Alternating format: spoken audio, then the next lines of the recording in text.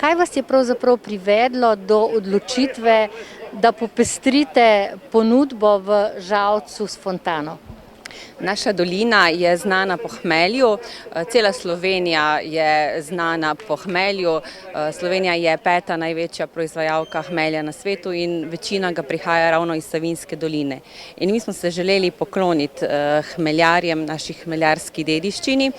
Iskali pa smo nek tak zanimiv, atraktiven produkt, turističen, ki bi privabil v naše mesto tudi turiste, ki bi se potem tukaj zadržali, kaj pojedli, spili, šli v naše trgovinice, skratka tudi vplivali na neko gospodarsko aktivnost v naši občini. Koliko vrst piva imate na tej fontani? Trenutno imamo na fontani 5 pip, se pravi 5 vrst piva. Bomo pa ta piva še zamenjali, tako da bodo dobila priložnost na pipah tudi druga vrsta piva in pa nadgradili fontano z nadaljnjimi 3 pipami. Trenutno imamo naše pivo Kukec, temno termalno pivo, to je naša blagovna znamka, žalsko pivo. Potem imamo pa še piva iz Ravbar, potem Kratofil, imamo tudi pivo iz Vizir in pa izpod Rogle. Skratka, različne vrste piv, tako svetla, temna, bakrena piva, tudi po vrstah se razlikujejo piva zgornjega vrenja in pa spodnjega vrenja. Kakšen slogan ste se izbrali? Dobimo se pri fontani.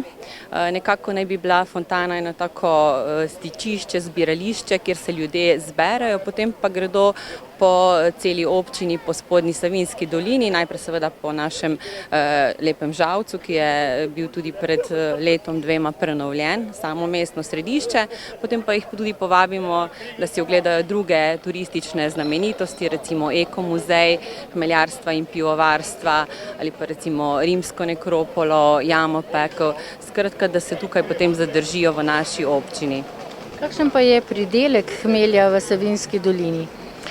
Kar več kot 80% hmelja, ki ga v Sloveniji pridelamo, izhaja iz Savinjske doline in lahko povem, da je hmelj tista kultura, tisti izvozni produkt, ki je med vsemi produkti, ki Slovenija proda, prav na prvem mestu, se pravi največji izvozni artikel.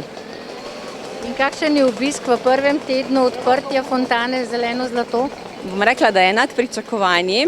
Vsi smo zelo veseli tako velikega obiska, prihajajo turisti, prihajajo domačini, ne samo iz Slovenije, torej tudi iz Belgije, Anglije, celo iz Amerike smo imeli že obiskovalce, pravzaprav iz celega sveta.